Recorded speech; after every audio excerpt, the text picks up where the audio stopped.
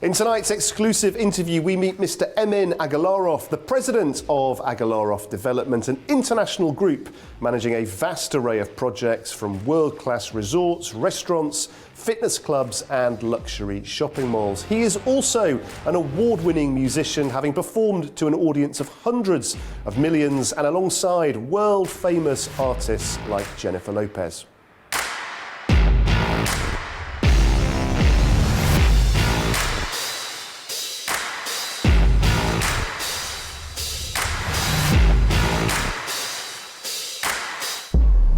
Well, thank you very much for speaking to AnewZ. It's my pleasure. You have this fascinating career.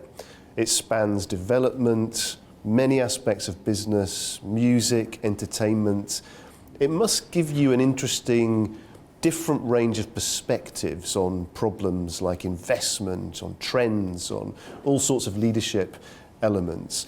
But I want to start by asking you about Seabreeze, about the journey that the resort has been on, and about what's next for that brand.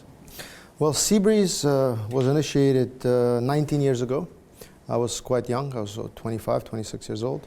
And I was just purchasing cheap land nearby my house, country house, where I grew up as a child, with the ambition and idea to build a few villas, maybe 20 or 30 villas, and create this gated community, sell them with a profit.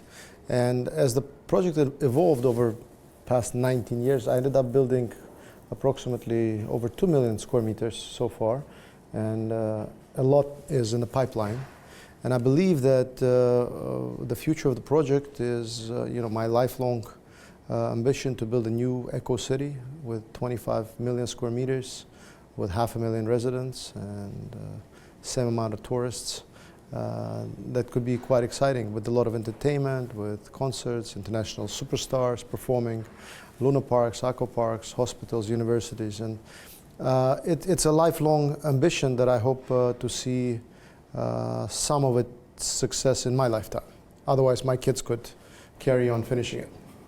And the commercial real estate market generally, we hear all sorts of views on the state of the market internationally. How do you see the market in this country, in the wider region, and then more broadly across the world internationally? Well, if we're speaking about this particular region, Azerbaijan is one of the most successful, although it's my home country, so I might be prejudiced in a good sense of the word. But I think the direction in which the country is developing is really helping all the business developments within the country, and not just in real estate, whether it's production, localization of production. I think in near future this will be super successful in many different areas. In terms of neighboring countries, I think the post-Soviet region, Kazakhstan, Uzbekistan, Tajikistan, Kyrgyzia, and Azerbaijan all have great potential.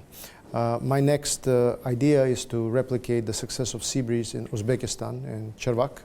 And I think within this year we'll be announcing some sort of initiation of the project. We're working on the master plan. But I believe that the Seabreeze brand, with its investors, with its infrastructure, wellness clubs, fitness centers, restaurants, some of which we operate ourselves, some of which we lease to tenants, this could be implemented in pretty much anywhere in the world. We're looking at Maldives now, we're looking at Croatia, Montenegro, and I think that just the size of the project could change, but could be exactly identical buildings that investors already have a feel for. They know what it looks like, what it costs, how much profit they can make, and they can diversify their portfolio with having maybe, my dream is to have 5 or 10 Seabreezes all over the world. And this way, if you come as an investor, you really diversify your portfolio with different countries that might face some troubles sooner or later. Has the way to attract investors and the way to attract customers, has that changed dramatically over the years? Well, it changed for me personally, because I glued together and blended my musical successful career with my business world. And any new project I initiate doesn't have to be development, whether I open a new restaurant or a new fitness center or announce a new development. or announce a new strategy of a development, instantly becomes more visible because, you know, across my social media I have a lot of following. And that really helps as a marketing instrument and a tool. But I do realize that you know, it's really helpful on a successful positive note, and it could be just as destructive if something goes wrong, because you get a direct poke in that sense. Yeah, you're out there, Exactly. whatever happens. Yeah, you're exposed. And in terms of that, you know, how do you manage your time? Because it must be you must have to be extraordinarily efficient to give due attention to all of those different aspects. Well, I try to be efficient. I've been efficient since I was really young. I don't know, it's just an aspect, you know, in my WhatsApp chats, I never have unanswered messages. Like some of my friends that are also in the business world, they might have, you know, hundreds of unanswered messages. To me, this is nonsense, because I think every unanswered message in terms of work slows down the process, because the reason people text you is because they're looking for an answer, and that answer decides whether that process is initiated right now or it's moved to next week, for example. So because I'm so keen to push things forward as quickly as possible, that I think that is really important. And everybody, members of my team, they know that they have, you know, 1 minute to answer anybody or each other, because the process has to be constantly on the move.